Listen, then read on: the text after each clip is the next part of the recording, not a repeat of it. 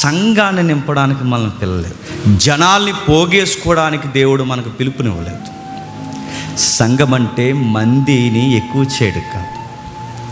సంఘం అంటే మందని ఎలా పోగేసి అట్రాక్షన్ చేయాలన్నదే సంఘం యొక్క పిలుపు. అదే కాదు.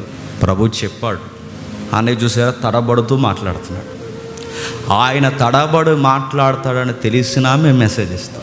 అన్నయ్యే కాదు, నా ముందు చాలామంది తమ్ముళ్ళు మాట్లాడతారు, తడబడు మాట్లాడతారు. ఎందుకు ఇస్తున్నాం వీళ్ళందరికీ? జేమ్స్ అనేవాడు ఎప్పుడూ ఉండడు. జేమ్స్ అనేవాడు రేపు పొద్దున్న వయసు అయిపోవచ్చు, ప్రమాదం జరగవచ్చు, ఏదో ఒకటి జరగవచ్చు.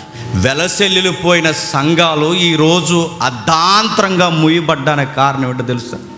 వాళ్ళు చేసిన బ్లండర్ మిస్టేక్, శిష్యుల్ని తయారు చేయకపో. సంఘానికి ఇచ్చిన అతిపెద్ద పిలిపేడు చెప్పనా?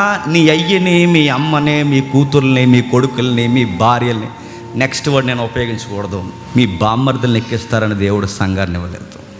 దేవుడు సంఘాన్ని ఎందుకు ఇచ్చాడంటే మా పెత్తందారి వ్యవస్థలో మా వాళ్ళని చూపించుకుంటానని దేవుడు సంఘాన్ని ఇవ్వలేదు. ప్రభు చనిపోయాడు, తిరిగి లేచాడు, మేఘాల మీద వెళ్ళిపోయే ముందు శిష్యులకి వీడుకోలు మాటలు చెప్తున్నాడు.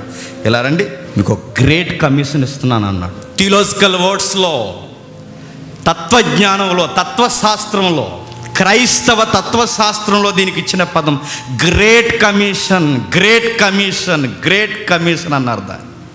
గ్రేట్ కమిషన్ అంటే, కమిషన్ అంటే బృందం, ఒక బృందముగా ఏర్పడాలట.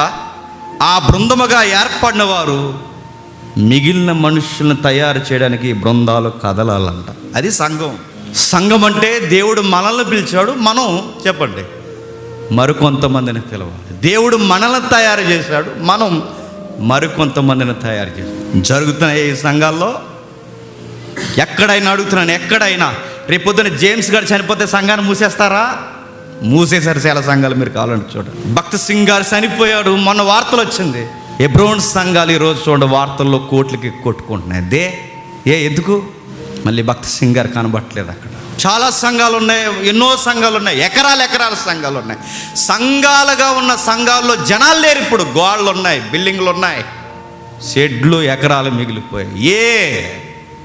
అందరు చేసిన తప్పేంటి చెప్పనా?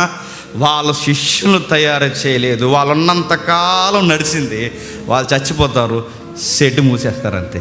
మన సంఘం అలా కాదండి, అలా ఉండకూడదండి. అలా ఉండకూడదంటే తడబాటు వచ్చిన నమ్మకమైన వ్యక్తులకి మైక్ ఇచ్చి మాట్లాడు మాట్లాడు మాట్లాడు మాట్లాడు మాట్లాడగా మాట్లాడగా ప్రాక్టీస్లో రాగా వస్తుంది. ఒకరోజు దేవుడిని నోటుంటే ఒకరోజు స్పష్టంగా మాట్లాడు, విలువైన విషయాలు మాట్లాడతాడు. అందుకే మరొక విషయం గమనిక, అలా అని అందరికీ మైకేమో ఇక్కడ షరతులు వర్తిస్తాయి, అబ్జర్వేషన్ ఉంటుంది.